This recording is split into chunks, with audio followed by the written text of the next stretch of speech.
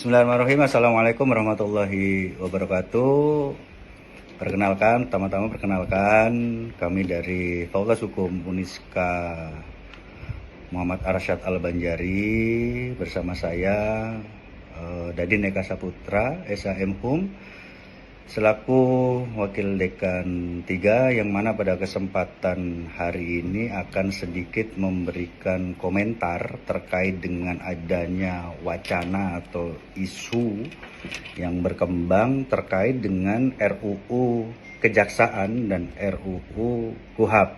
Nah, dalam kesempatan ini ada beberapa yang perlu kita sampaikan terkait dengan asas dominus litis yang mungkin perlu kita ketahui bahwasanya asas ini sebenarnya memberikan ruang kepada kejaksaan atau penuntut umum untuk bisa mengekualifisir atau menentukan perkara-perkara tindak pidana mana yang dapat dimajukan atau dapat diproses dalam proses di pengadilan. Nah, dengan adanya rancangan yang ada di dalam ketentuan KUHAP berkaitan dengan asas dominus litis, mungkin sedikit perlu saya sampaikan. Konsep asas dominus litis ini yang menjadi problem menurut kami, hemat kami, ini akan menjadi problem ketika asas ini bisa diterapkan atau akan diterapkan di dalam proses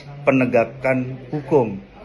Karena di dalam proses law enforcement penegakan hukum itu bukan hanya asas keadilan, hanya asas kemanfaatan, tetapi ada asas kepastian.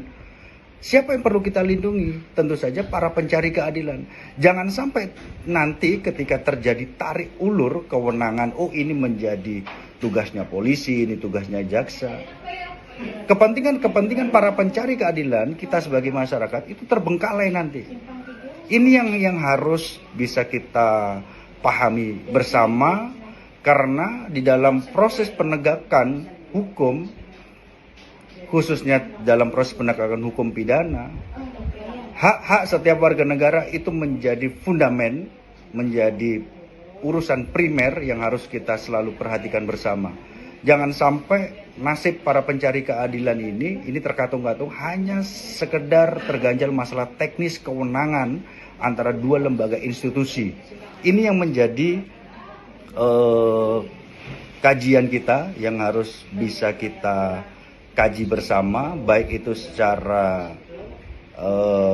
formal maupun informal, apalagi dalam kajian akademik yang perlu kita kaji bersama. Mungkin itu saja dari saya dalam kesempatan ini yang perlu saya sampaikan terkait dengan asas dominus litis. Itu saja dari saya dan saya akhiri. Terima kasih. Wassalamualaikum warahmatullahi wabarakatuh.